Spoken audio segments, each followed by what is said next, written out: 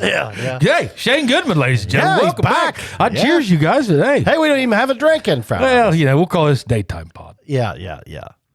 When you don't have any windows, they don't, Yeah. So thank you for taking a break from being TikTok famous tonight. Well, you're welcome. Glad to be here. Yeah. Have you been watching him any? Oh, yeah, man. On TikTok, he's gotten famous. Blowing it up. I mean, I've never seen a man just captivate a group of women like that in all my life. They've been famous for a long time.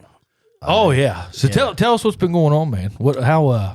How have you guys done all this? Tell us what's going on in the digital space. Well, what did you find out over the last year? He's on here about a year ago, right? Yeah, we've learned a lot about TikTok over the last year, and it's went nuts for you, hasn't it? It has. It's a pain in the ass, but it Deanna's picked up about 45,000 followers. 45,000. Yeah, in a year. Yep, less than a year, probably since June. Now, when you're saying pain in the ass, what are you referring to there? Well, just a bunch of keyboard warriors out there on TikTok, and the customer service side of TikTok is pretty challenging because they'll pretty much allow anybody to return items or do a lot of things that we wouldn't normally allow on our app or website. So you've got TikTok shops now though, but we do. But that's not how it started.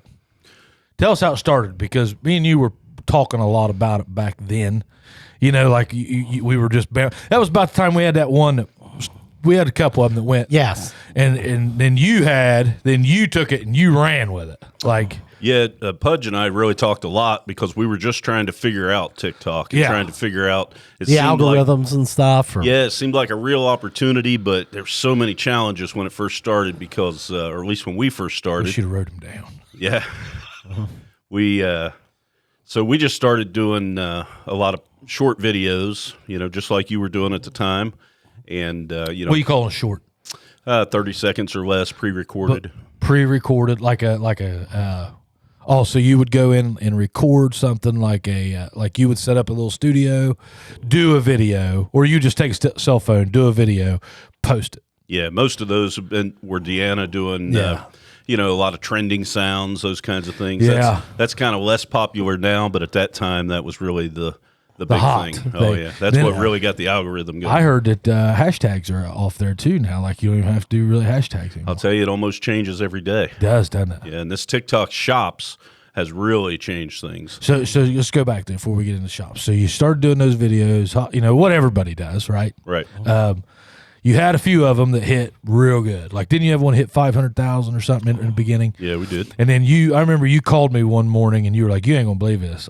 He walked in on a Monday, I think it was, and you had like $5,000 in sales waiting on you. Right. From something that had happened from 9 p.m. the night before that you didn't even know about. I mean, it's the great thing about the internet is you can make money while you're sleeping. Yeah. And sometimes you don't even really expect it to happen. Yeah. But, and TikTok especially, because if one of those videos really takes off and, you can get hundreds of thousands of views. I know you guys have done it as well. Mm-hmm. It's just hit another million. I mean, you can literally sit and watch those numbers climb. I mean, it's fascinating to see. Yeah. I love watching it. Like every hour you check back, and 100,000 people more.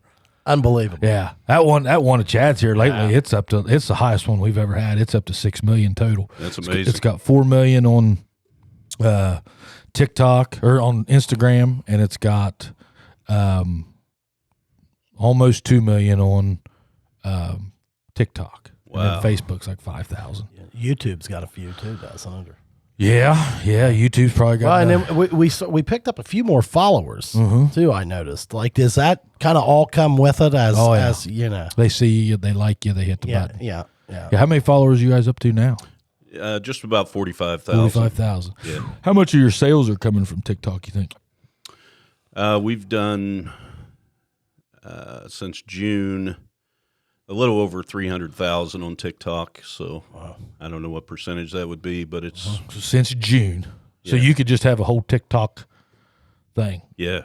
It's it really is almost a separate business. Deanna and I talk about that all the time.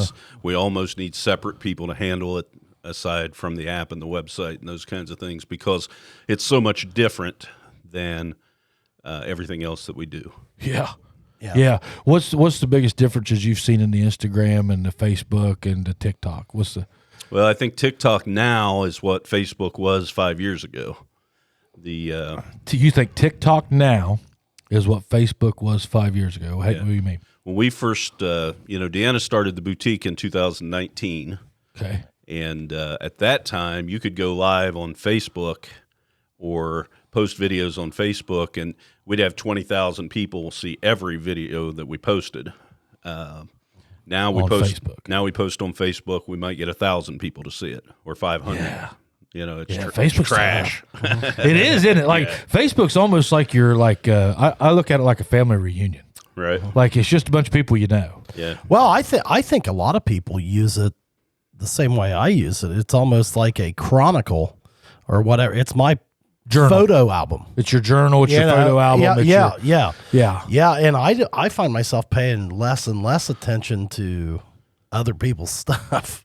Yeah. I'm constantly unfollowing stuff. Yeah. Well, and I mean, the thing is, you just wonder if it's going to go the way of like MySpace or something eventually, Ooh. Where, think it will? Well, I don't know. I mean, right now it seems like TikTok and Insta are. What's your kids using? My kids are all on Snapchat and TikTok. Yeah. TikTok and Instagram. And I don't know if they got Snap. I don't know if they've got Snap yet. That's probably a little dangerous. Yeah, we didn't. I don't think we've allowed that one yet. They don't have Snap that you know about. Right. Have you been in one of those debacles yet? No, I think we're pretty realistic about social media. They're all dangerous if you let them be, and I don't know that one of them's more dangerous than the other, man. Right. What's some of the worst things that's happened to you on TikTok? Because are you like running block the whole time whenever you go live, like bad comments, you're just deleting them? I'll tell you, it's on the lives, we really don't have much problem anymore. When we first started, that's what it was. It was just constant trolls and having to block people and all that stuff. We hardly ever have to block anybody anymore for a couple different reasons, I think. One is I think the people who might have been coming back on a regular basis have already been blocked, or they know we just ignore it. And we've got, the people who are regulars on there, they know just to ignore it. Don't draw any attention. So they can't really get a rise out of you. I really love to lay in bed at night. Yeah. And I'll get on there and Goodman will be live. Yeah. And I'll just start going at it with these, not going at it, but like I'll jump into chats. Yeah. I like to send them wieners. Oh, jeez. Me and Gibson will sit there and I'll be like, hey, let's give a Goodman a wiener. Yep. Yep. We always call it out too, because that's the thing. Those that's something that's amazing on GIF. I mean, GIFs on TikTok. Yeah. Is freaking crazy. Let's talk about these giveaways you do. Oh my goodness. Just finished up with one of our favorite stops after football. McDonald's. That's right. Thank you, Brad and Sarah Munn, and all of our local McDonald's restaurants for being great sponsors here at the Chubbies. Chubbies, I still want to know how many points you got. I've got more of them tonight. Go to McDonald's. Help out Brad and Sarah Munn. They sure help out our communities. Thanks, Brad and Sarah. Yeah, so we do... jumping forward, TikTok Shops came out, and we jumped on that early. What is TikTok Shops? So TikTok Shops is not all completely different than what it's always been, except that TikTok is doing additional discounts and coupons and free shipping and all those kind of things, trying to build that up. They're essentially building what Facebook has in Facebook Marketplace. TikTok's building TikTok Shops so that it not only consists of small businesses like ours, but it also, anybody just like the same people that might sell products on Amazon, for example, can create pages on there, sell all kinds of products, that sort of thing. So with TikTok Shops, TikTok, again, sends all kinds of different, we might have a product that's $39.99. TikTok will give somebody a $20 coupon and free shipping. I mean, it's crazy. Yeah. And, they pay us for it, so it's a win-win for everybody. Yeah. And, that varies from time to time. Sometimes it's better than others. Mm-hmm. And everybody's different based on their purchase history. And, we don't know how they decide all that. But yeah. But the free shipping thing, they reimburse us for shipping. So, I mean, there's lots and lots of advantages. TikTok's got to be losing hundreds of millions of dollars doing this, but they're trying to get people shopping on their platform. Wonder where TikTok's making their money. They can't be making any money right now, but I think the long range goal is to get everybody shopping on TikTok just like you go to shop on Amazon. I think they're wanting to become that big of a. Well, that's what it looks like to me. If you go in the TikTok app now, they've got a shops tab where you essentially can punch in anything just like you could on Amazon.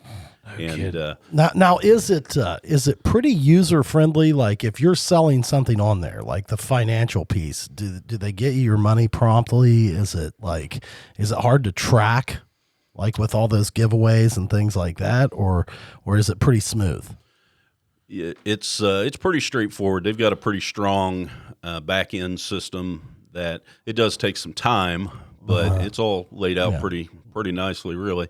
The problem with TikTok, and the reason that I said it's a pain in the ass, is because they have so many bots and algorithms and things that we get violations all the time that we have to appeal. Okay. And we usually win the appeal, but it's just a process. How much of your day are you spending dealing with that right now? Or a week or a month? Or... hours a day for sure. I mean, could you legit have a full-time employee doing that? Absolutely. You're trying to find one, aren't you? Yeah. Shameless plug. If any of you listeners out there want to, I mean, that's what you're looking for, somebody to run your TikTok, aren't you? Yeah, we'd really like to kind of divide, as I mentioned earlier. TikTok really should be its own business because it's very time consuming. We're live right now on TikTok. Somebody's live right now, right? Yeah. Now we're on the app, but we'll probably be on TikTok later. You're on your app, the FabD app. Deanna's on the app now. So you can go live from your app? Yeah. Huh. Yeah, that's a neat app. So we're live on the app every day, and we're live on TikTok every day. TikTok is probably getting about 6 hours a day of lives right now. Now, are you finding peak times to do that? Like, is there one time a day better than another, or are people always on it? People are always on it, and I've kind of found that late at night is incredible. Okay. No, I don't necessarily want to be in there late at night all the time. Right. You're doing it until sometimes 2 a.m. Yeah, well, you and I were on there one night until 1 or 2 a.m. Yeah. And, Pudge texted me afterward, and he said, I've never seen anything like that. Yeah, it's crazy. It is crazy. There was like at one time, I'm not kidding you a bit, it was like 1:30 in the morning, and I'm laying in bed and just carried G, and I was just sitting back watching. Yeah. But I'm just G-hauling with him. But there was probably, I think at one time, 850 people on there. And you know what we were doing? Sitting in a chair like we are right now. Just like this. Doing nothing. And he'd be like, hey, we'll call your name out if you send us a GIF. Or what are they, is it GIFs? GIFs, yeah. With a T? Yeah. Okay. And then like at the end, that TikTok shops, what I love about that is it gave him a random draw. Right. On who gave the most. Oh, okay. And then he'd say, smash them thumbs. And I mean, you got up to like 250,000 or something. Yeah. I mean, it was stupid. Yeah. And during those live giveaway times, that's a tool on TikTok. During those live giveaway times, you'll take, 800 people watching. And, we get stupid and act crazy on there. But, I mean, you might get up to 1,000, 1,500 people. And everybody's tapping the screen, everybody's sending gifts, everybody's commenting, sharing, doing all the things. Yeah. And they're sending it to everybody. And, sharing to everybody they can find to share it to. And it's really incredible to watch. Because and then they would, like, you can watch, I don't know if I'm sure you have, but you can see who's on his online shopping. Oh, okay. Shopping right then. Now, it doesn't tell you the names or who, but it'll tell you. It shows there's a number of people. 14 people now shopping. Yeah. Or something. Yeah. And like, so you would do like, if I remember, you'd say, okay, we're going to start the clock right now. And whoever sends the most gets this free $8 t-shirt, basically. Yep. I mean, on your guys' cost. Right. And I mean, it was a genius move. And then I bet you probably made more money. Well, there's nothing to compare it to because, that shirt was at cost. But I'd say you probably make $200 or $300 in that 10 minutes. Now, there's the art. That's what people don't understand. That's $200 or $300 in 10 minutes. Right? Oh, yeah. That's not $200 or $300 today. Right. It was $200 or $300 in 10 minutes. 600 seconds. So here's the way that works. So we'll say at the beginning of it helps us. It's not just that 10-minute period that it helps because at the start of a live, we'll say at 150,000 likes, for example. You build it up. We're going to do a live giveaway. And when we give that live giveaway, things are about to get crazy around here. So I want you to tap that screen like crazy. I want you to share to everybody you can share to. And, we start calling out names. And those people just, they love hearing their name called out on there. And so we'll say, there's 7 people have shared so far. Now there's 12, there's 15, there's 18, there's 25. Can we get to 100 shares? Yeah. And in no time you'll be there. And so now we're at 27,000 likes. Can we get to 50,000? Yeah. If we can get to 50,000, we're a third of the way there. So, we'll build that up to say 100 or 150,000 or so, and then we'll do that live giveaway. So we set that timer at 10 minutes, and we'll give away, we've been doing this 2 for $22 shirt deal. Yeah. And so you make them on the spot. Yeah, we make them live. That's the key. So there's a woman behind them making shirts. Oh, that's awesome. Okay. That's genius. And, yeah. And that's really the key to it, because everybody wants to see them made live. And so what we'll say throughout the show is we can't make them all live. So if we don't get to yours, it'll be a fun surprise in the mail. It'll be like Christmas at your house. You'll be able to watch that tracking number, follow it all the way from our door to yours, and rush home that day. Tear into your package, that sort of thing. But people love to see them made live, and so that's really the main thing that they're there for. And so we make them live. We show them to them on the live. As we go, get your orders in early, because there's a better chance that yours will be made live. Okay. So we get, they tap. They get to 150,000, for example. We set that live giveaway. And, all dignity goes to the side, during that 10 minutes, because, I just act like a complete idiot. He does. He goes ape shit. And, but it gets them so excited, and it is fun. I love it when Goodman goes, "Thank you for the wiener." So, so we'll set that 10-minute timer. We're going to give away 2 free shirts. We'll have, 100 or 800 or however many people watching, but that number will climb during that live giveaway. And so what we do during the live giveaway time is, all right, here we go. We set that timer. Now everybody tap your screen like crazy. The more, TikTok's going to pick the winner for us, and when they do, they're going to pick it based on somebody who interacted during this live giveaway time. Yeah. So tap the screen, share, comment. You can comment 1,000 times if you want to. Just be nice. Yeah. Tap the screen like crazy. Share. If you want to send gifts, do it during this time. Yeah. And people start blowing up the screen like crazy. We've got thousands of dollars in gifts that people are just sending, like dinosaurs across the screen. Oh yeah, what's trains the lions? What's a lion worth?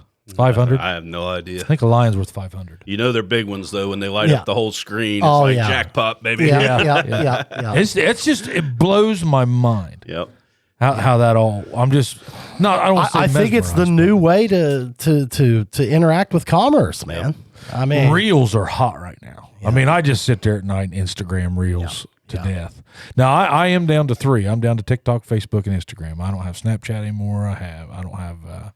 Well, that was it, wasn't it? That was the only other one. Yeah, Facebook, Instagram, and I'm limited on Facebook nowadays. Right. Kind of on and off Facebook from what I've seen. Yeah. I don't, and if I am on ours, but what I love about it is because I can share it on my Instagram, and it just does. It does both. Yeah, there's just the Instagram. You kind of control what you see. Right. Yeah. Have you kind of just even, maybe it's just me, the weirdos that are out there doing just some god awful weird stuff on TikTok Live? There's something for everybody, man. What's the weirdest thing you've ever seen? Probably, let me think about that. There's so much weird There's stuff just out so there. much. Well, that grown man that plays with like action figures and Matchbox cars. Yeah. How about that guy's pretty he's pretty out there. Yeah, he's got that whole setup in his basement to like race Matchbox cars, and he's got all these obstacles and stuff. Oh, that's very clean compared to what I'm seeing. Okay. So I'm thinking, so I've seen some real crazy stuff, but one that was interesting that Deanna and I probably watched for 45 minutes before we realized it was just a loop video was a Asian lady chopping fish at a fish market.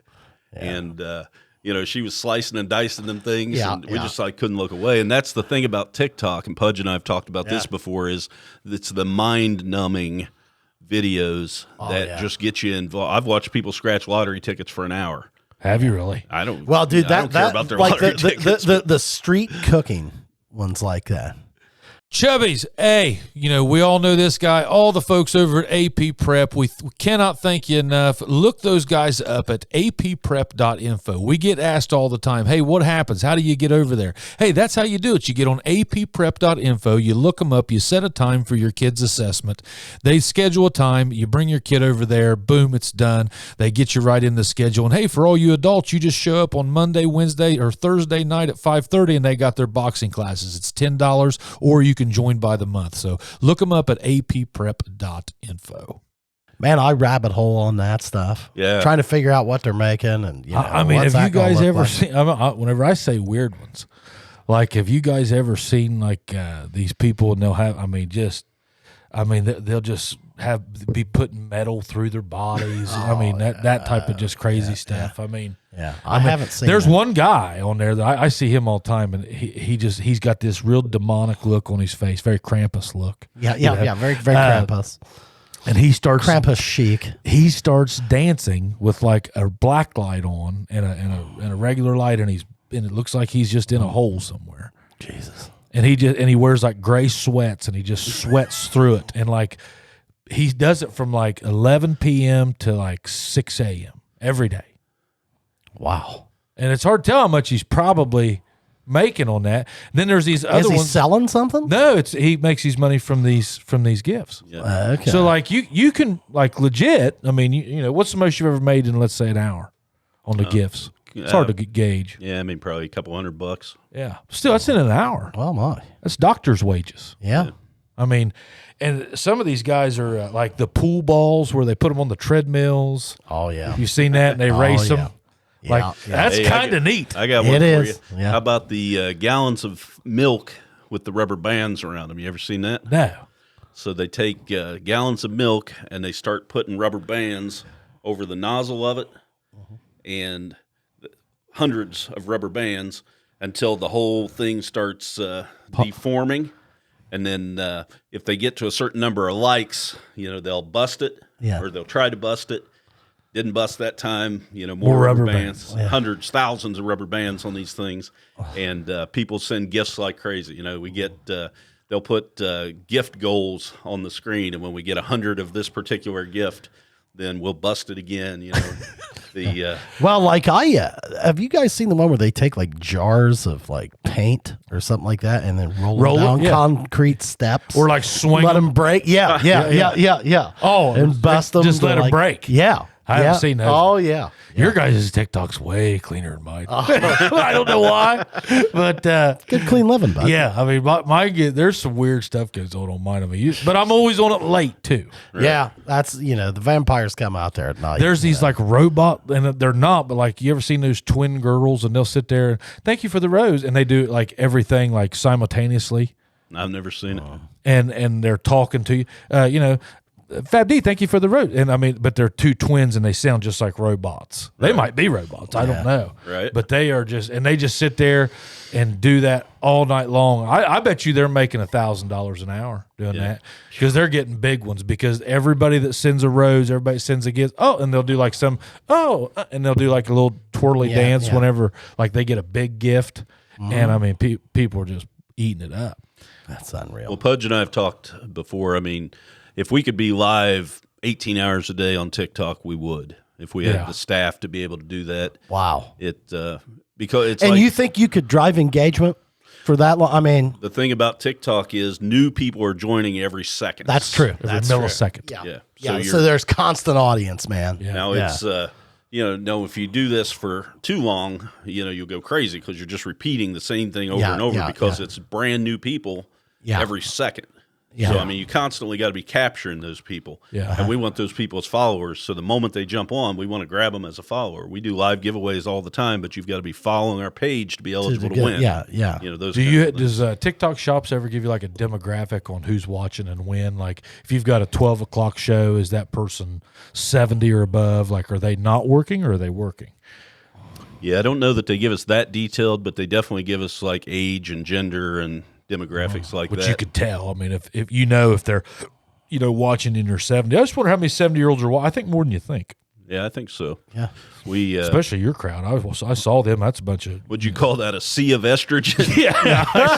I was said.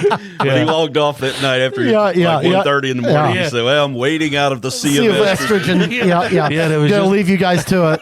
But there was probably still 130 people on there. Oh man. But it's So it legit does not matter what time of day it is. I really don't think it does. Yeah.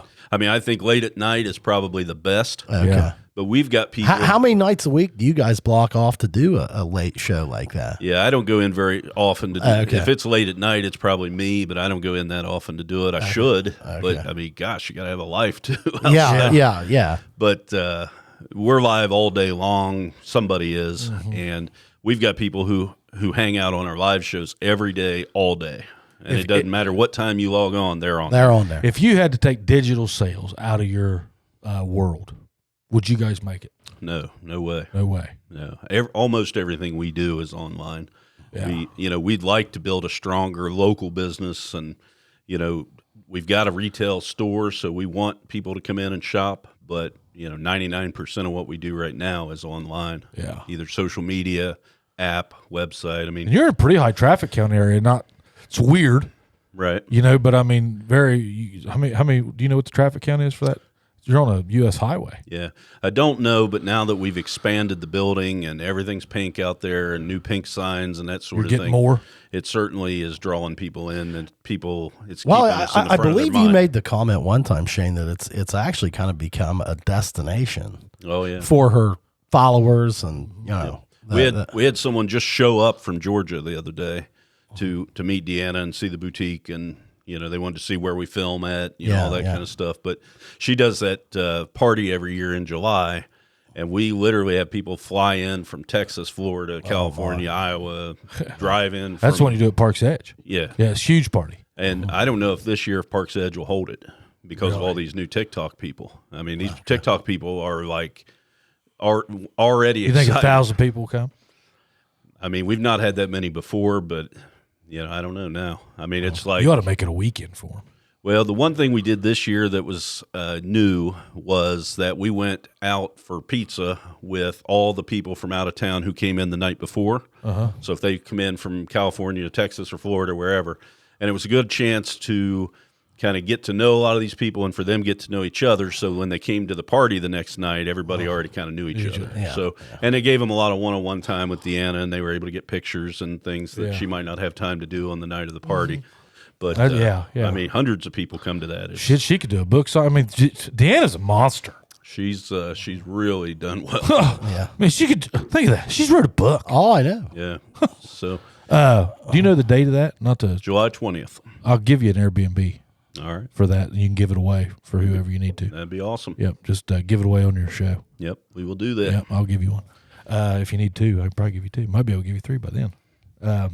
But yeah, that's what day did you say? July 20th. July 20th. Okay. Yeah. Remind me of that. But yeah, we'll do that.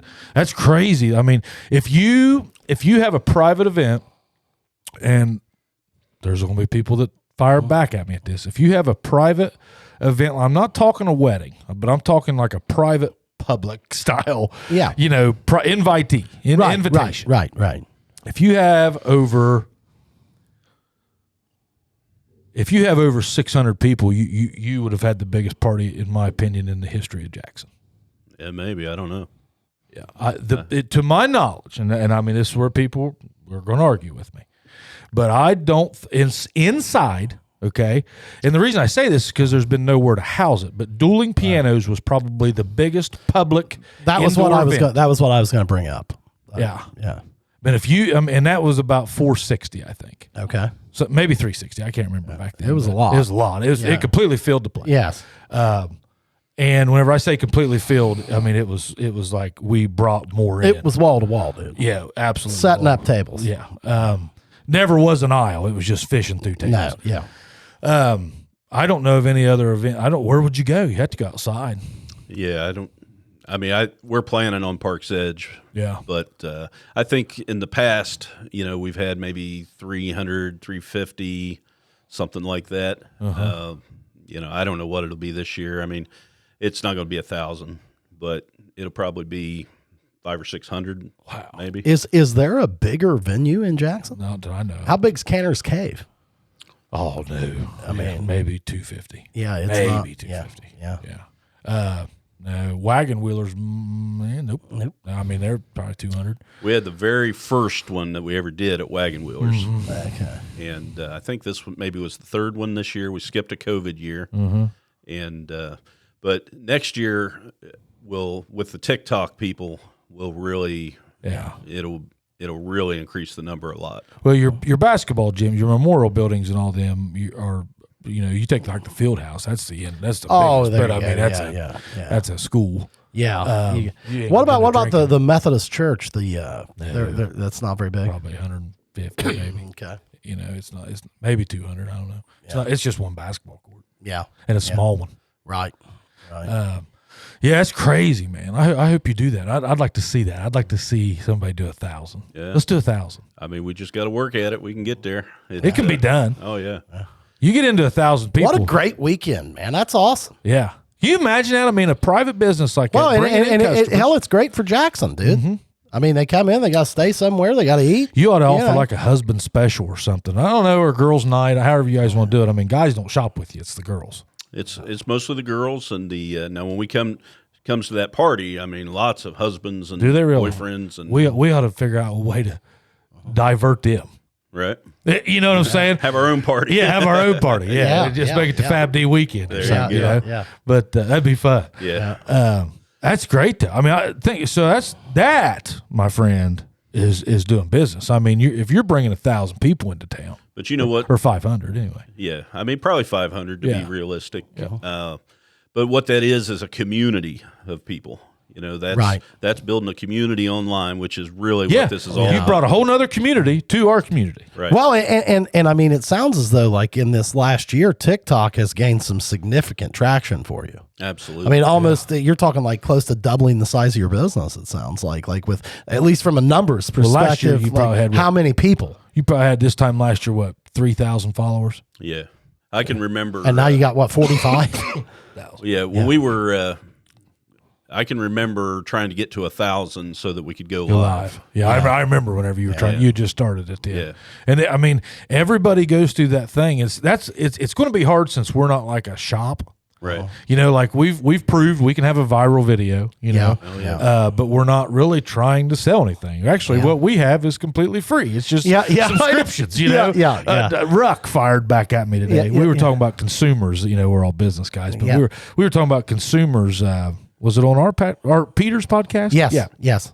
And Ruck. Yeah. Of all people. Yeah. He says today, fires out a group chat. He says, hey, when's that Miller and Massey pod going to be out? And I said, well, hey, go hit that subscribe button. And you'll know. And I said, you'll get notified as soon as it hits the airwaves. Yeah.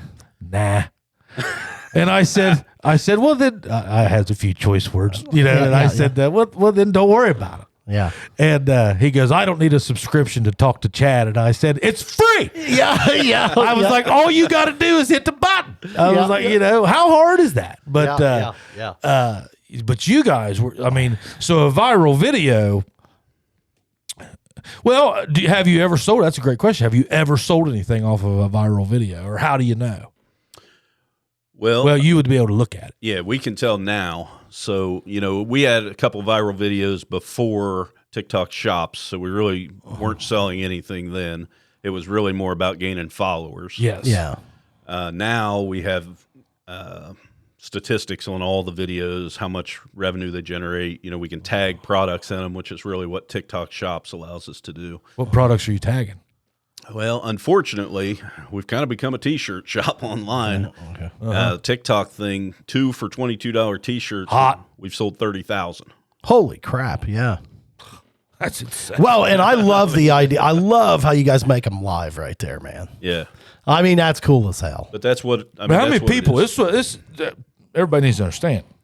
This is not you and Deanna. Right. How many people are working out there? 12, 15? There's about 20 now. Is there really? Yeah. Wow. So now TikTok created a second shift out there, for shipping and picking orders and going live. So, the whole second shift is basically because of TikTok. Wow. So we went from 7 or 8 people probably to now between 18 and 20 at various times. A lot of those are part-time, of course, but a lot of them are full-time as well. And, but TikTok changed everything in regard to just that overwhelming number of orders. Because the thing is, ultimately what we're trying to do, I don't think this TikTok thing will last forever. I was wondering, No. So our goal is to get them to our app. Yeah. Get that app on your phone. Now we own them. Yeah. TikTok can app? can change tomorrow. Who built your app? The app's through Comments Sold, where we do a lot of our lives and that sort of thing. So it's all part of that same deal. We want them to get the app on their phone because then they're getting our app notifications. Anytime we go live on the app. TikTok could change tomorrow, or we could log on tomorrow and our account could be gone. Oh yeah, crazy things have happened. Yeah. But if we get them to the app, and what we found now is, so we already had this solid community of people on our app all over the country, and so on TikTok we're not allowed to talk about the app. We're not allowed to talk about any other platform, but we can type anything we want to type. So I'll literally say, watch for my comment, and I'm going to tell you where you can go and meet one of the coolest groups of people that you'll ever meet in your whole life. And, download the free FabD Boutique app. I can't say it, but I can type it. And so what we found now is when we go live, probably half the people on there are people who originally came from TikTok. So we had that base of people already. You got 20,000 people on an app. And now, half of those people came from TikTok. So that's the real win in this thing. Selling T-shirts or whatever we're selling, it kind of drives Deanna crazy because it's like we got all this beautiful stuff and we're selling thousands of T-shirts. But, whatever it is that makes them fall in love with Deanna and makes them fall in love with the other hosts on those shows so that they want to tune in every day, so they want to send those gifts, so they want to download our app, so they want to buy Deanna's new makeup line. They want they want her book. They want everything that she touches. They want to come to the party in Jackson, Ohio in July. That's all through the app. But we want to get them to the app because that's when they really become our customer and they're not TikTok's customer. So what was your timeline, Shane? Like, when did you guys fire up TikTok? And has that been like the major growth driver this year? This year, certainly. Okay. Yeah. Was it like time to find something? Like, was it starting to stagnate and you're like, all right, we got to push this thing forward? This thing may work? No, you were on fire when you did it. We were on fire. We didn't have time for how were you else. selling a year ago, though? It was Facebook, too. Yeah, but it was mostly app. We were advertising a lot on Facebook, and so... Driving them to the app. Yeah. So a year ago, you might have had 1,000 people on the app. A lot more than that, but our primary way of finding new customers was paid advertising on Facebook. Okay. You said you were spending at one time $6,000 a month. 10,000. Yeah. 10,000 a month on Facebook. Yeah, Facebook alone. Now, what TikTok allowed us to do was cut that number to 0. Wow. Yeah. We talked about that a lot. That's unbelievable. Yeah, Shane was like, what do I do? He was like, man, because you had that one that went viral and you saw, same as we did. We had that one. There was 2,000 people came to. If we would have had something to sell, we could have sold 2,000 of something at that first viral video. Yeah, right. And you called me and you were like, man, I'm spending $10,000 a month, but hey, I got because Facebook showed you the views, and you might get 4, 3, 2,000 views depending on when you did it, how it was.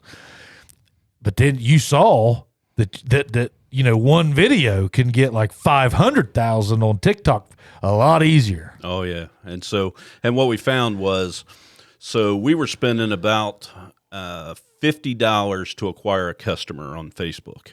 Oh, great math! Yeah, love it. And so what we found was I can go live on TikTok for an hour and spend nothing. Did you figure that out, or did Comments Sold, or?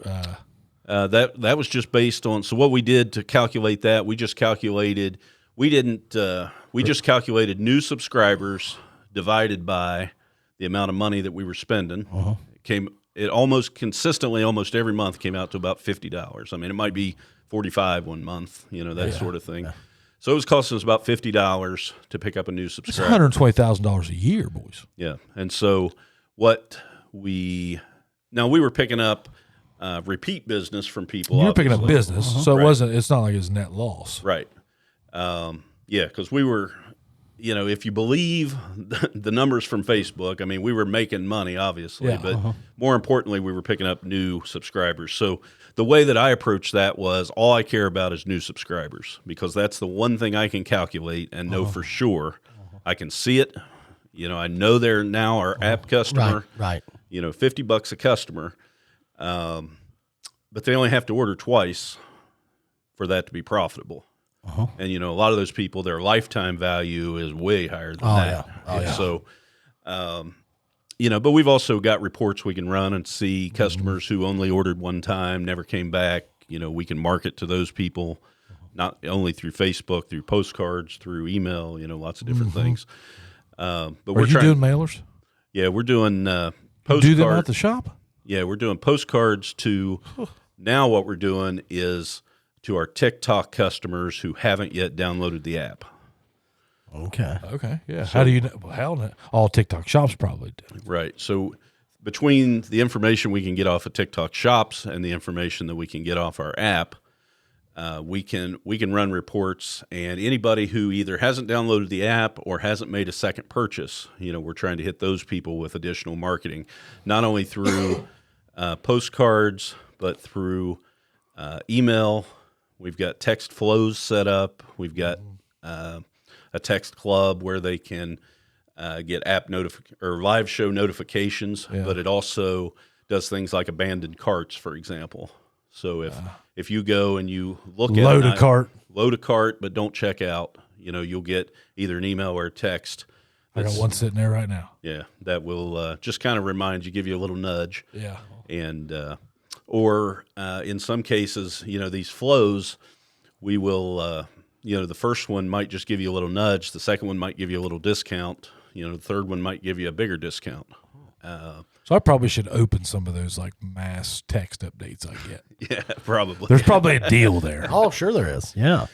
Well, so like your $50 per customer went down drastically when you incorporated TikTok. Well, it was zero. It went to zero. Yeah. So, and now you can use it on direct mail and some of this put it other in your stuff, pocket. right? Yeah. Well, yeah. a little bit of all those things. Yeah. So Yeah. I mean, and that's what Pudge and I talked about at the time, because he and I were both kind of interested in it and both learning as I we just went. like it. It's just a hobby. I'm a geek. Yeah. So, it's kind of somebody to bounce ideas off of. So we talked a lot about it. And, at that time it was like, even though it's profitable to advertise on Facebook, maybe I should be doing both. But my gosh, there's so many new people coming from TikTok that, why am I even spending that money? Like, Right. I can't do everything. And, we don't have enough staff to do it all. Deanna can go live and, $1,000 an hour. I mean, it's crazy. The revenue that can be generated. So it's like, why are we doing all these other things? Did you guys put like as a business goal on yourself? Did you say, okay, once I hit this amount of sales, like we're going to add somebody, like, I'm very interested to hear this. How are you accomplishing your need for payroll? Because, you've got, we can talk about, these customers are all online, but at the same time, you've been able to hire 20 people. Okay. Right. So at what point, when do you say, hey, I need to hire somebody? Because, let's be honest, you talked about that $50 per customer. Well, if that employee is going to cost you money. Right. So, how do you judge when to hire? How to grow, I guess. Yeah. This probably isn't as exact a science as it should be, Yeah. but with TikTok shops, you've got 3 business days to ship the order. And there's significant penalties if you don't. So we never miss it. But what we find is if we're having to stay half the damn night or keep employees there half the damn night to get that done, it's time to bring somebody else. Well, but so where did you go in on your sales volume, and what percentage, did that increase before you say, okay, or do you just only look at it that way? Because, you're taking money's coming out of your pocket. Yeah.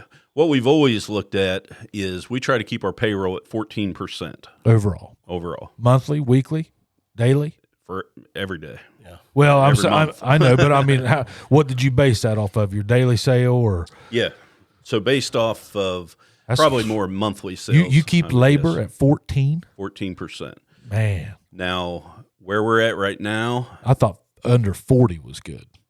well, different types of businesses. You're that right. is restaurant business. I don't That's, know. that's you know what I'm better comparing than it to. me. Yeah, Probably 30 or 40%. 40. I was always told to keep it at 40. Yeah. And then I'm also hearing that was really high. Yeah.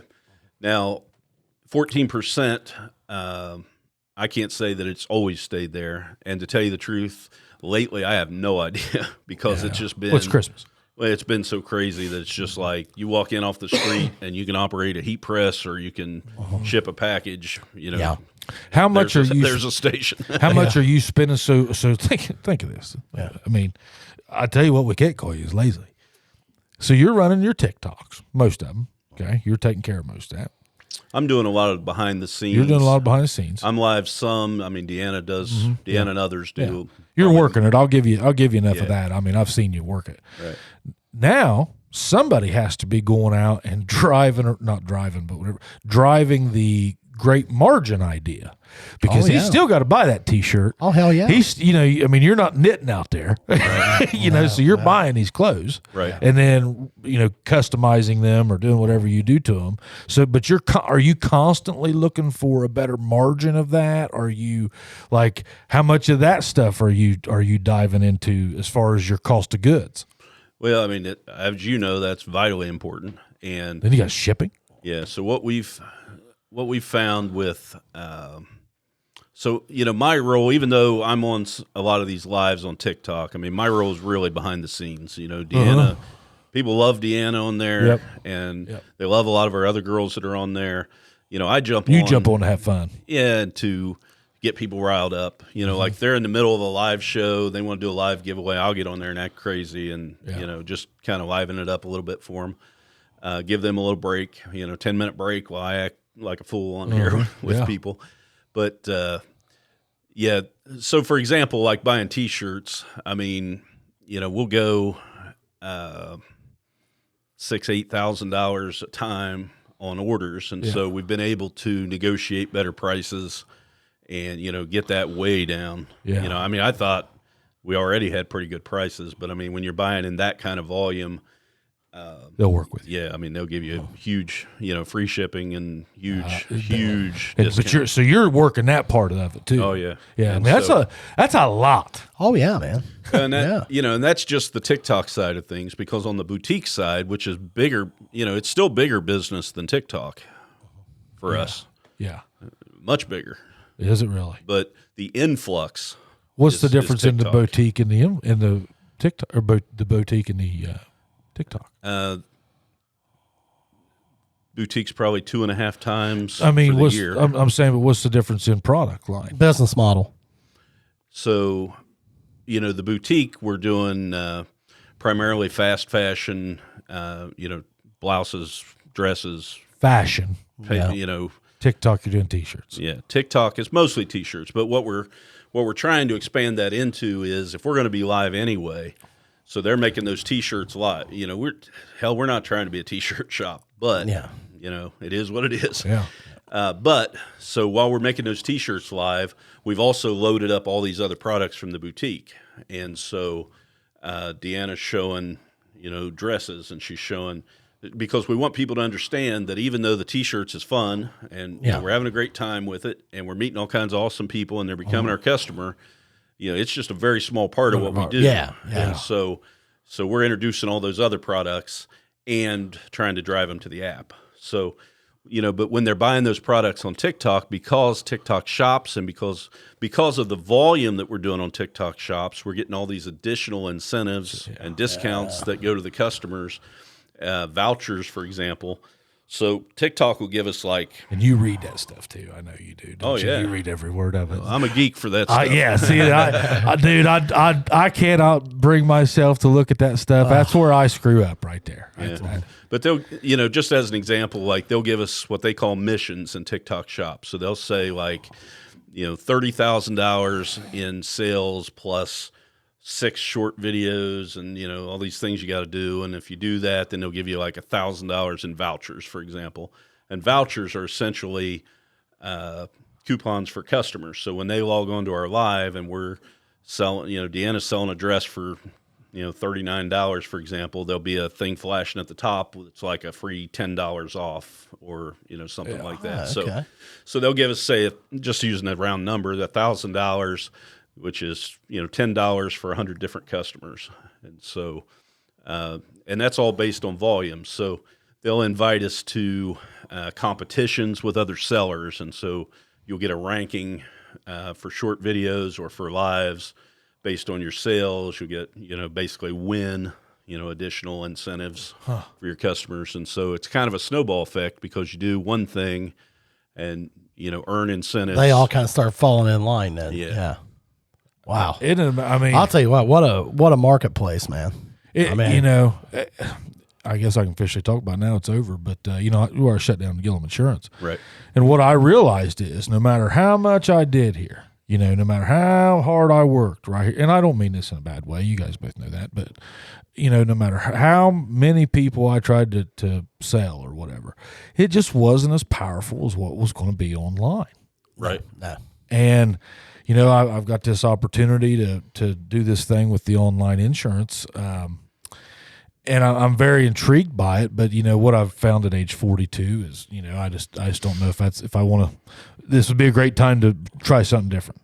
And it's just amazing. No matter what you're doing, I mean, you've seen guys do this in every line of work there is. But they just find this niche online and the amount of people that they can capture. And, like you said, we're talking TikTok, but it could be anything. It was Facebook 5 years ago. Absolutely. Well, and it only makes sense to plug yourself into that stream, dude. Well, you can control it. I mean, right. Yeah, I mean, like you said, how many times your door swing open versus online orders?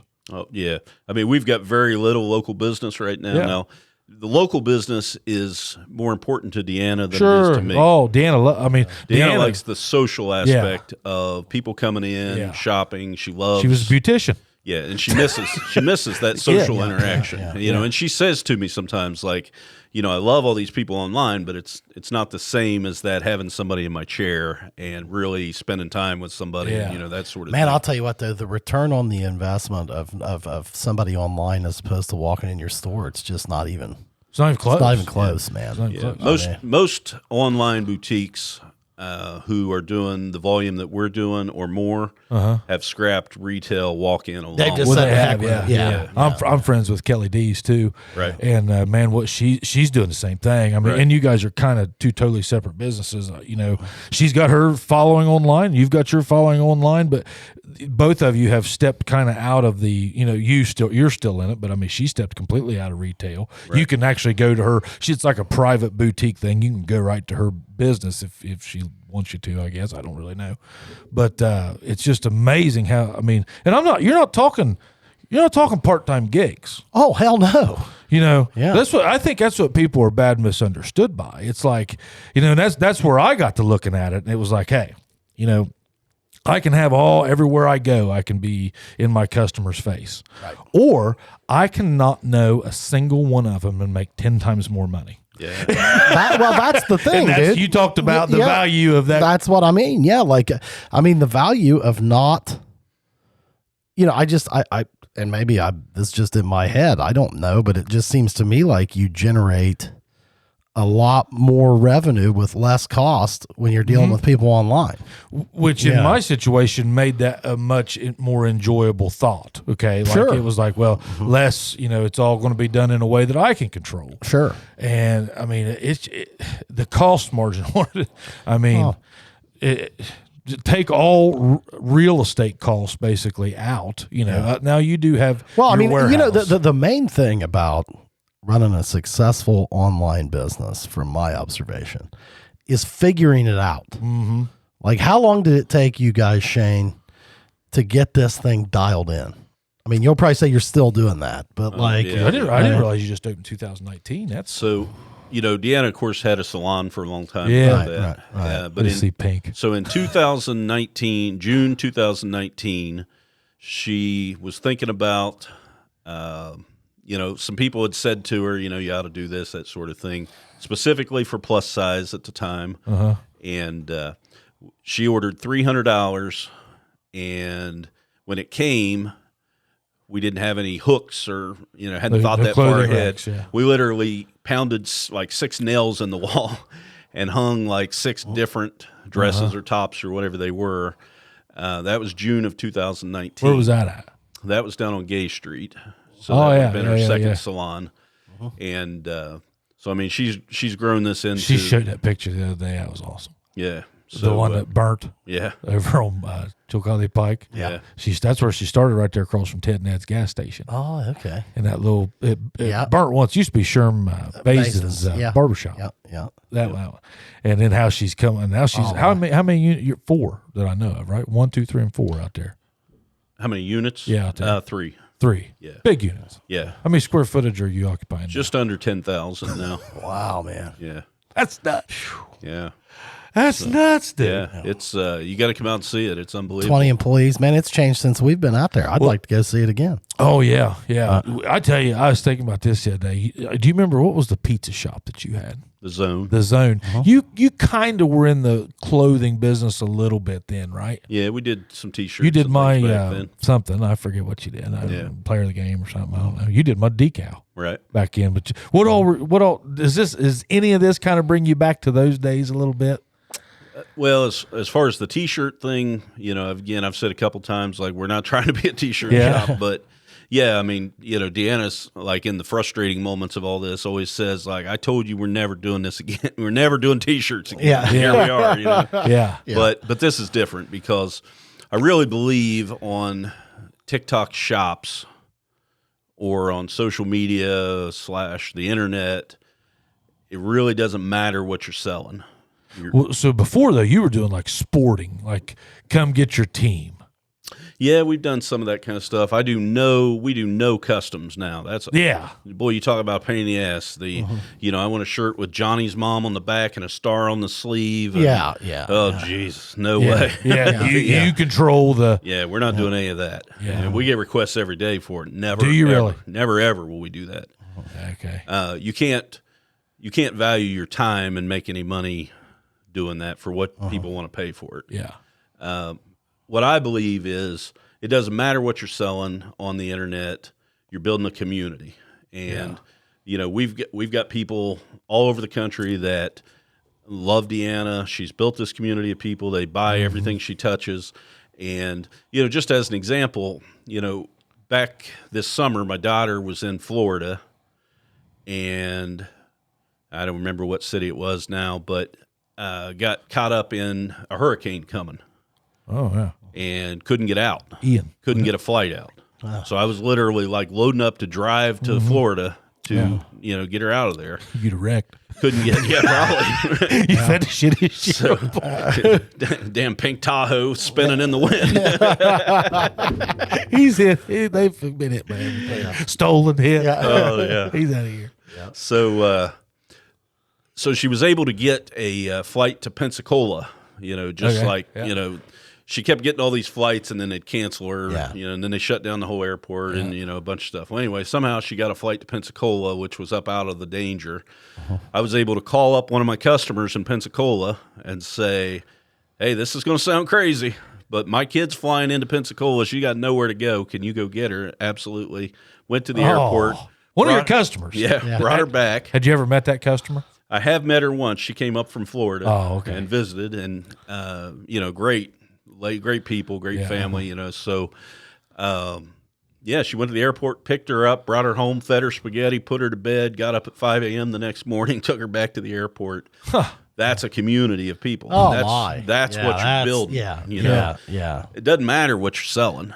And, it really doesn't, because when you build that community of people, they want everything that you're involved in. They want to support you. Well, and the difference. Well, and so they want to buy every product that you're offering, or they want to participate. Well, and the difference in that face-to-face interaction is, whenever you're trying to nab people, or bring them in, direct them face-to-face, well, then you're going to get confronted with all of the issues right there.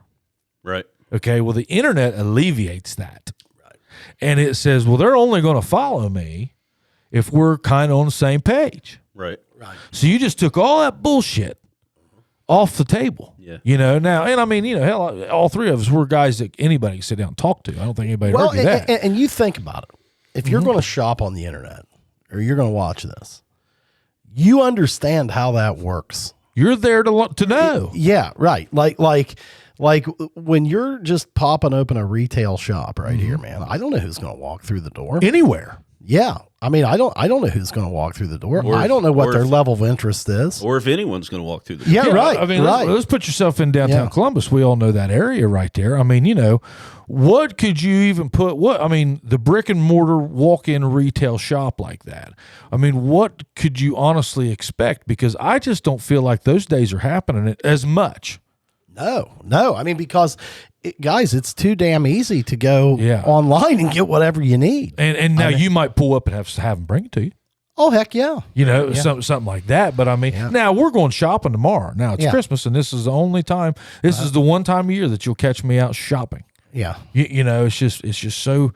Do you think it'll go like that? I'm sure it will. I think it's going to. I think it's just going to get continually more and more online. Don't you? Dude, I'll tell you what. Our house. I don't think we're taking a Christmas shopping trip this year. Really? Yeah, we're done, I think, for the most part, and it's 100% online. Me and my buddies used to always take one. Donovan, you went on that one. I went on that That's one. That's a physical affair. Hey, did you ever go on that with us? I don't remember. There was never a hell of a lot of shopping going on. It was me and Donovan, Kevin, Shallon, and whoever. Me, Donovan, Kevin, Shallon, Ross would go occasionally. Sometimes King or Noodle maybe, but what a physical outing! Right. Oh yeah, you drink lots of water. Yeah, wasn't a whole lot of Christmas shopping going on, unless that shopping was for beers. Yeah, it was pretty physical. Yeah, not some of my prouder times. Yeah. Don't you think we're headed to a time when you don't walk into restaurants anymore? You don't walk into stores anymore? I do. I think it's coming, man. Now you eat out. I mean, I still eat out. Yeah, you guys go out. But like to me, there's nothing that I think is, in my opinion, is a bigger spend. Oh, than going out to eat. Yeah. Oh, dude. I mean, it's almost pricing people out of the market. It really is. I mean, man.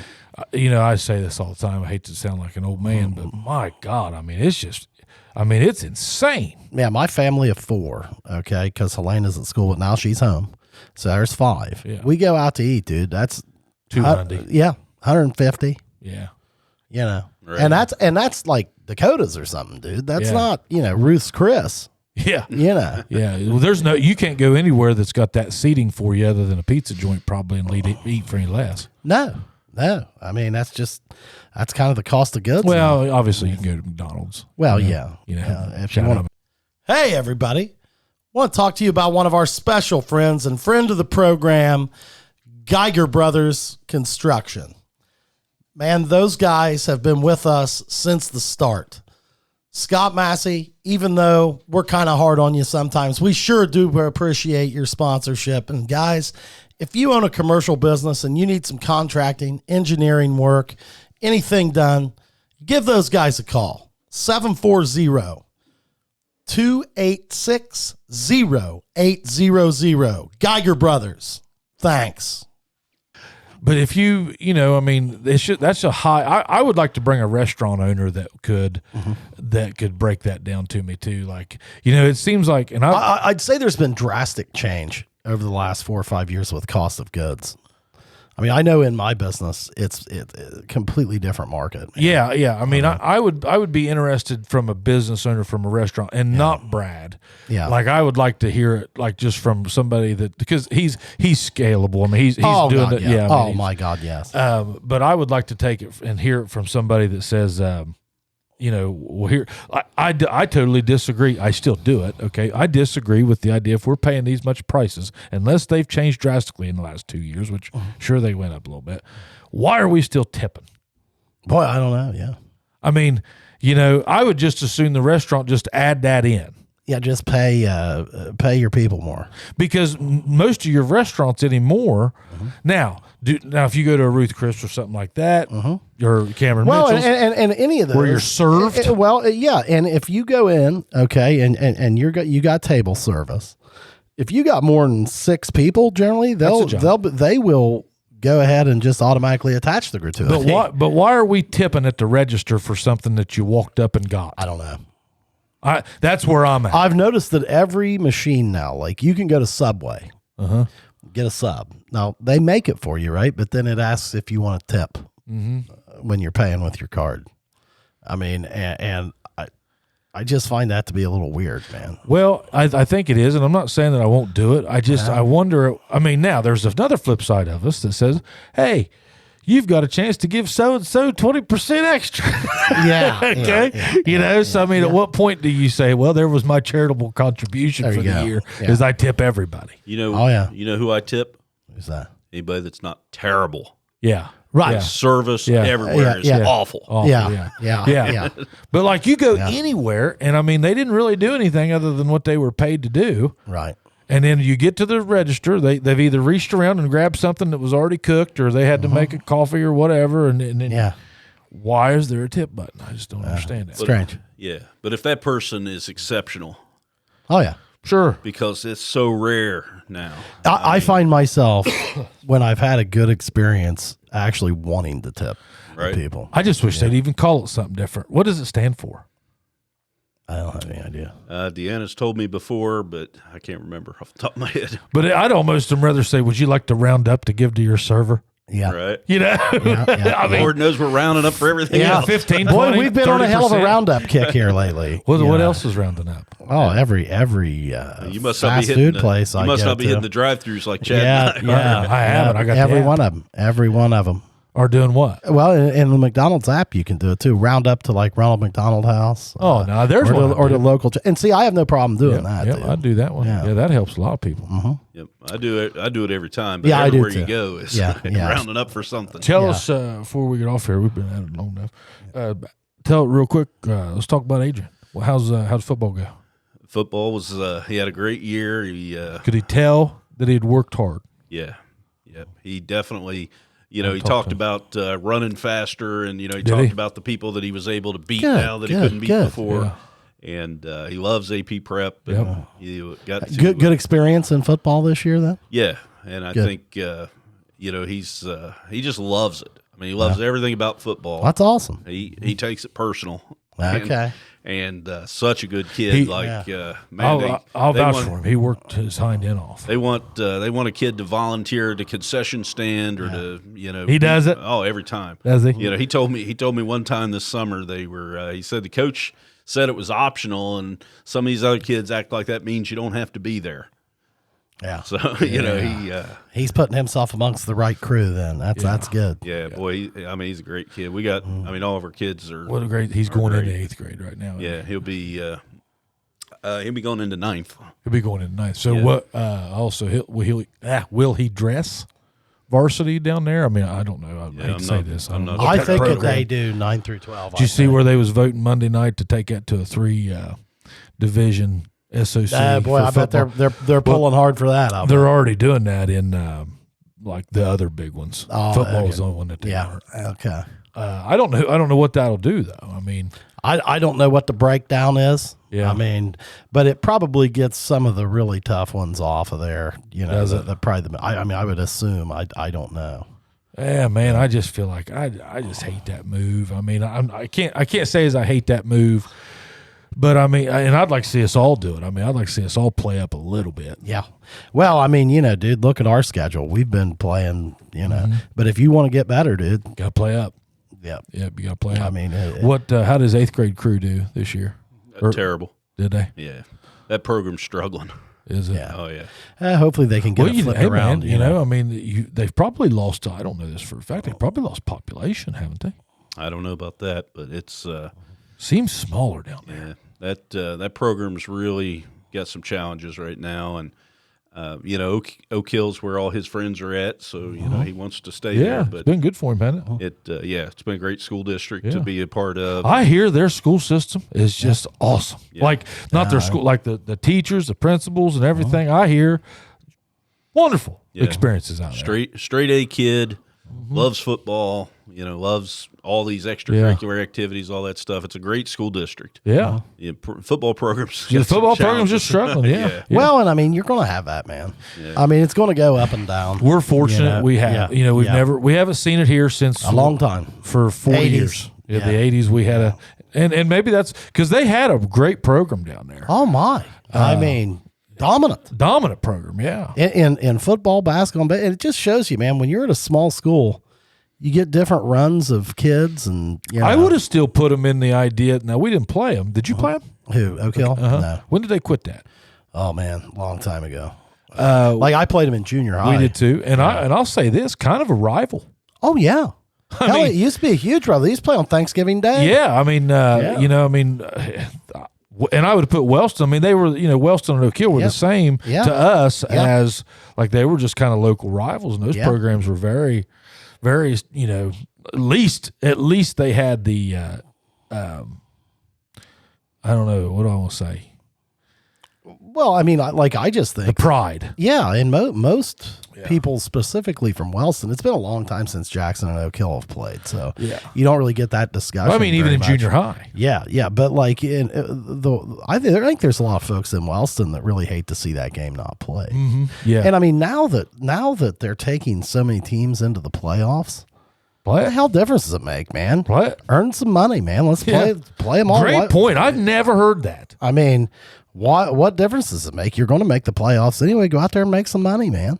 I mean, I've never heard anybody say. Why wouldn't you play Jackson? Absolutely. If your school can put 30 grand in there or whatever it is, it's probably more than God. That. I mean, can you imagine if you saw it with Wellston. I mean, you couldn't standing room only shit. I'd say Oak Hill would be the same thing. Now, I'm not advocating that Oak Hill come play us right now, but like I'm just saying everybody's, why not? Yeah. I mean, my God, what do you got to lose? It'd be great to see him work toward that. Because, man, wouldn't you rather see a Jackson Oak Hill game than one of these damn schools you never even heard of? Well, like you said, I mean, they're really. I mean, it's just like basketball. Everybody's going. Yeah, it does. I mean, if you go 500, you're in the playoffs. Yeah. So why not go out and get a gate? Hell, there were guys that were 1-9. There were people 1-9. Yeah. So I mean, why not go out there and challenge yourself? And hell, like I said, a Jackson gate, man. Mm-hmm. Hell, it'll pay for your athletic budget for a year. Well, and Wellston did the same. I mean, they're gonna get a big one too. Oh yeah. So he's still all in though, right? All in. He's all in. All right. That's what I was wanting to make sure. Is just see, did he get some reps? I mean, everything good? Oh yeah. He have any major any big plays? He noticeable improvement over last year. And the one thing that I noticed this year, and it's something you and I have talked about with Adrian in the past, was I didn't feel like he had the confidence before, and he's such a nice kid. Oh, he's wonderful. That it's hard to teach him to be aggressive out there. But the one thing I noticed this year, probably the biggest thing I noticed was a couple different things. One, he seemed more confident. He seemed I'm certainly no coach, and so Chad can speak to this much better than me, but what I saw from Adrian this year was he wasn't just blocking and then watching the play. Yeah, he was engaged. He was engaged in the play until the play was over. See, and I'm telling you what, man, having that confidence, then all of a sudden you start having fun on the field, and your whole play changes, man. Right. I mean, when he's going out there excited and confident, well, now he's kind of like, well, hey, I'm going to let it rip. Yeah. I mean, and that's why you want to play. Yeah. I just want to see those kids win some ball games and, really. Yeah, well, they're young yet, so who cares? Yeah. I mean, honestly, there's a chance. I mean, that his group, I mean, unless they do it before, that's a program you could turn around really quick. Oh, absolutely, man. I mean, it's not a big high school. You get 2 or 3 guys going there. Yeah. And, I mean, Wonder what caused it all, I wonder. The decline? Mm-hmm. I have no idea. I haven't been involved enough to know until my guess is just rough years? My guess is, man. I mean, it's just like what we used to have here. Like you'd have a class or two where there just weren't very many great athletes, and might be a tough smart kids. And maybe they're not. Maybe they're not where they need to be with their off-season work and stuff yet. Because man, think about that. That was years and years and years and years that Jackson's program did that, dude. I mean, years. Yeah.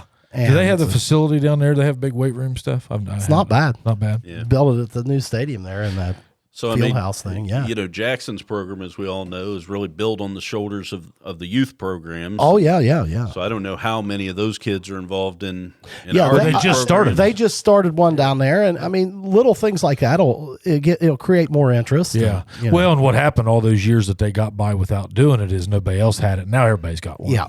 You know? Well, and I mean, the thing is, it's just getting off the mat, and that's the hardest part. I mean, when you're down, you get a lot of guys saying, I don't want to play. And then you lose guys. And I mean, that's tough. That's the fallout that you got. Yeah. I mean, I've lived through it, man. Yeah. I was on a team where, you go out there and somebody, the other team scores on you and it's just like, shit, here we go again, and you just somehow got to get over that. And that's the main thing. Their coaches now should really pull that 8th grade group, that 9th grade group that's coming up. That's who they got to look at. I would put my arms around those boys because I tell you what, start getting them fired up, man. You start getting ass kickings all the time, and that'll drop your numbers quick. Oh. And I would. Well, you got to start working on those guys. Team aspects too. You got to start working on those guys. You got to work on their heads a little bit. Yeah. Like, hey, bud, we're going to be good here. We're good. Yeah. And you got to start playing a little bit of the propaganda game and get things going. Absolutely.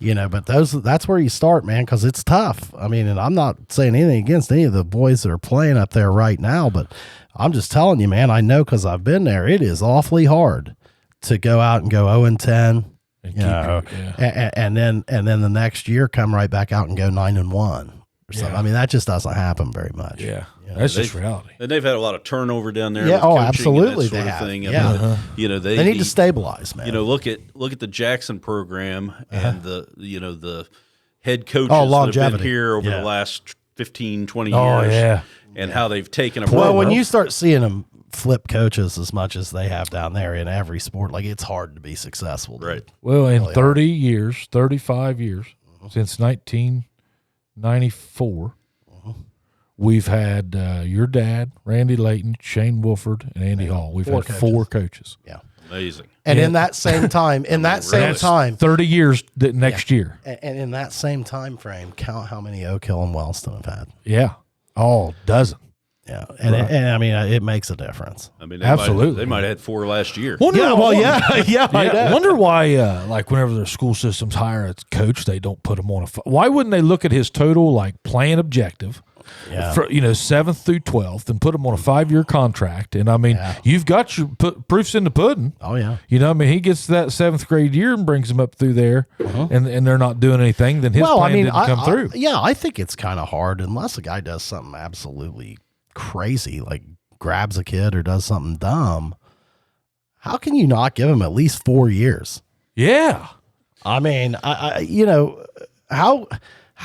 Like, look at the state of that program right now. If you're hiring a new guy into Oak Hill, okay, which I mean, this guy was only there 1 year or whatever. Did he already leave? No, he's there. He's there. But and I'm saying, bring him back. Yeah. Because like. Trust me, guys, they're not going to be lined up around the corner to take that job. Yeah, and I hear that guy does know his stuff. Well, I'm sure he probably does. But, I mean, I think they're at a spot where, I mean, man, it's going to take some time. Yeah. You can't just come in there and flip it around. I mean, hell, he's not Woody Hayes. Woody Hayes probably couldn't do that either, Yeah. I mean. Well, there's some kids on that team of Adrian's. I mean, if a Jim Reynolds or a Randy Layton got a hold of a kid like Adrian and said, you're going to be my starter your junior year. Yep. And we're going and those are the kind of things that need to be said. Right. Yeah. Like a kid like Adrian needs to be absolutely lit up with football, man. Just he excited. Needs to be at all the games. Yeah. He needs to be, honestly, I mean, he needs to be in the coach's face. Yes. Not wearing him out. No, but beating him to the weight room and stuff, man. I mean, that's the thing. And, I'm not saying that Jackson has, and people get awful testy about that. Like, I'm not saying that Jackson has some sort of an unbelievable program and these other places don't. But I'm just saying that it also wasn't built in a day. No. And none of those coaches, had to walk into adversity. No. Of the 4 that we've had, they've all been handed a pretty well good polished program pretty right good there. program. We haven't changed much. No. I mean, that program has not changed much in the 30 years I've been a part of it. The biggest change was my senior year. It had been the 1990 football season. We went from 2-8 to 8-2. That was the biggest swing, yeah. And Probably one of the biggest swings ever down there, and that was Blackstone. And how did it happen? To tell you the truth, I have no idea. So what year did Blackstone get here? He got here my freshman year, so it'd have been 88, maybe 87. So he was only here for 3 or 4. 4 years. 4 years? 4 or 5. Well, no, because he had maybe 4 years, and he stayed 2 after that. He was here 6 years. 6 years, and that was a small. But we were just at the end of those tail end of those smaller time. Well, and what we did is like after my senior year, then that's when all the league championships started coming, man. Yeah, and then Dad took over, and it was just the same. Yeah. An expectation to win. Oh my God, yes. And the Pee Wee program was probably started about the same time. Yeah, maybe a little before, but 90. right. Yeah, Blackstone was here. Yeah.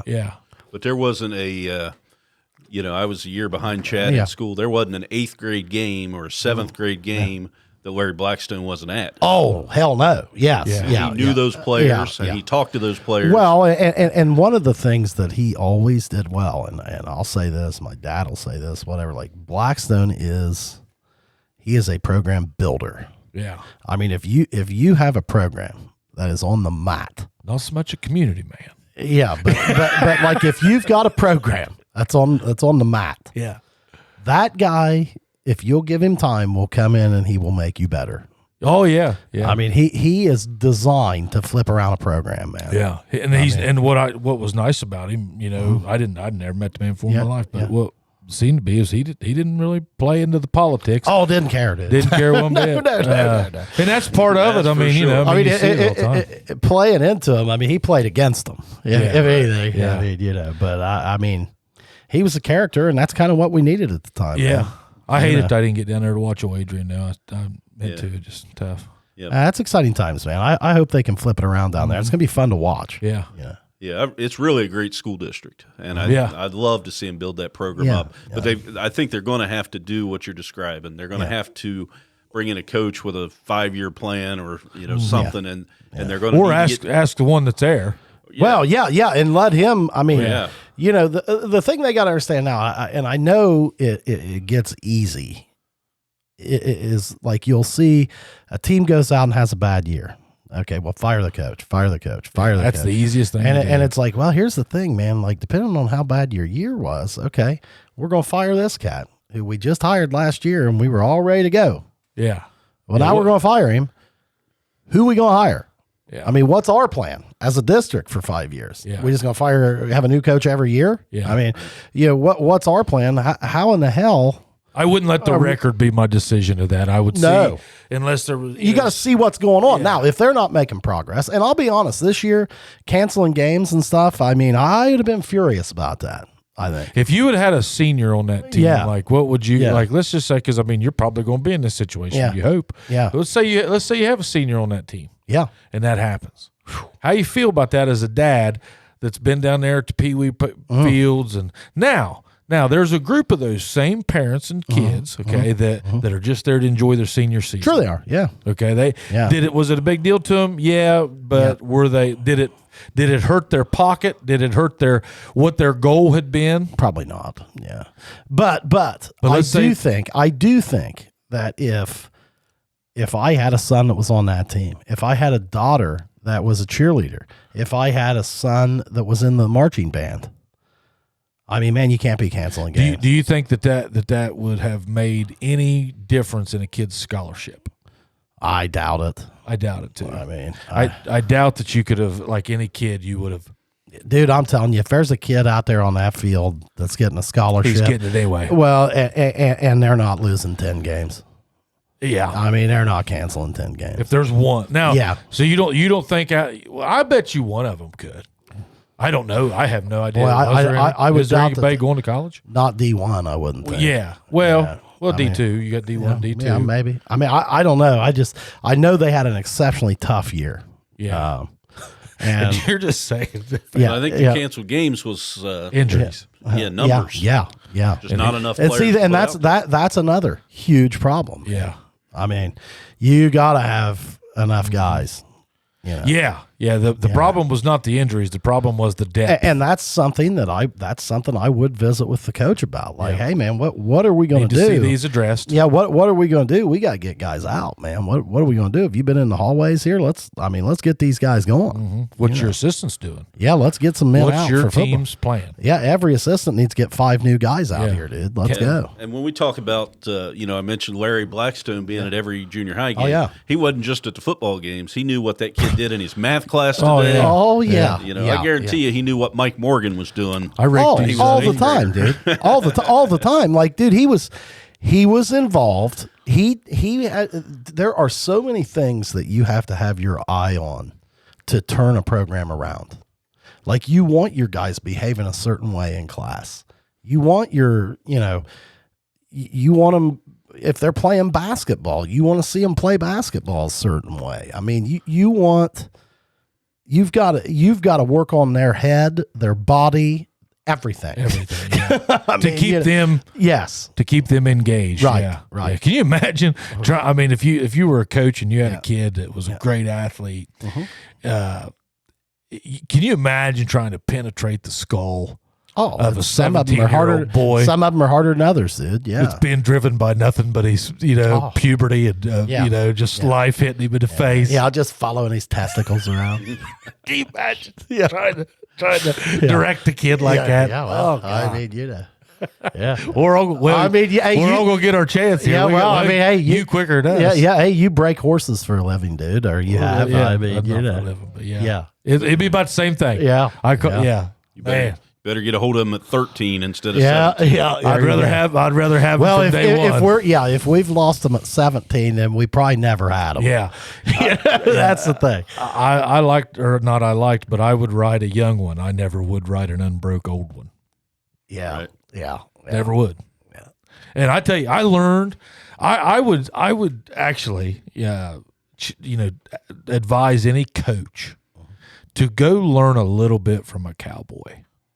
I really would. About horses? About just, I call it mind fucking. Yeah. Because that is an animal that'll fucking kill you if you don't, at least at some point, you have to be okay together. And it'll try you, and you're trying it. I mean, can you imagine if I had 2 big old forks on the end of my heels and I was digging them into the spurs? Yeah. I mean, I'm gonna test you a little bit, right? Right. I mean, that's gonna get old if I do it for 3 hours, right? Yeah. Right. I mean, you go through a lot of like emotional stuff with that horse. Oh yeah. And you learn when to apply pressure. A horse is, and I don't know if humans are like this. I'm not trying to get too deep or anything, but a horse will go away from pressure 100% of the time. They're a prey animal. Okay, they're not a predator; they're a prey animal. So a prey animal will always leave pressure. You're not. I'll put it this way: you're not going to go scare a lion. No. Okay. Right. You'll go drive deer. People drive deer to scare them out and push them. Yeah. Horses are the same way. You can stick your finger on a horse, and I promise you, it will go away from that pressure. Okay. Yeah. And it's interesting. It was always interesting to me how to soften one up, how to just it taught me a lot about coaching. Because you are coaching your horse, whether or not you think you are or not. 100% of the time you're in that saddle and you are coaching that horse that whole time on what you want it to do. And if he's pulling this way and you need him to check up underneath here, there's certain ways he'll do what you ask him to. You establish that day one. Okay. You had, or week one. So then it's just a matter of showing him. Hey, so you got to put his body into that position and then make everything so much easier for him because he just doesn't know. So you got to show him. And I mean, that's a lot because you can't talk to him. Right. So it's a 100% show. You have to until they get it. And then you got to tell them, okay, that's what I want you to do. So then they always said, ask, show, tell. And it was like, man, I mean, and I just had to do that over and over and over and over again. And then there's some parts of a horse that are just, I mean, every horse was different. It was I just learned a ton about coaching during that exercise. Oh yeah, absolutely. And I mean, I think that, even human psychology can be related to it. I mean, I think that horse breaking process, it's amazing to me, like what a mental process that is. It's all mental. Yeah. Even though you're showing, and it is physical as well, but like it's more or less controlling that horse's brain. Oh, absolutely. You know. I mean, I can, back a few years ago, I could just, I'm talking barely. I mean, I could just barely flex my hamstring. And that horse would do, whatever whatever that command was. I could just barely squeeze it and just bring my heel up a little bit, and boom, he's right into a what they call a lope. And I mean, it was just very interesting to me how Oh yeah. And I think kids and some people are just like that. Oh, absolutely. That you just got to show them. It's like Yeah. The worst thing you could do with some horses is fight back. Right. It was like, this is going to go nowhere, Yeah. So that's my philosophy for today. You guys got anything else? So we're going man, that was good. Ask, show, tell. Yeah. Ask, show, tell. Well, that was my thought. And boys, I'm a dad right there with you. Hell, I ain't got no magic cancer. Shit, I'm still trying to figure it out. Just trying to do the best we can. Yeah. Driving underground, bud. Now, I will say there's some parts like me and Mindy will disagree on. Yeah. And I always go back to the horse stuff. Oh, yeah. Because I think it'll get a result. Well, hey, it's basic psychology, bud. Yeah. I mean, took you know, psychology. Yeah. I mean, I'm a firm believer. Yeah. I don't know. That's all I got, boys. Yeah, me too. We're tearing the bar out, folks. It'll be gone by the next show. Yeah, we'll have to give them a pan around view here. So that'll be good. We have yet. All that thing's been's a catch-all. Yeah, hell hadn't done anything. Hadn't done anything for us, has it? Yep. So goodbye, bar. Yeah. But hey, see you, folks. See you, Look guys. up Fab D. Yeah. See you. See ya. See.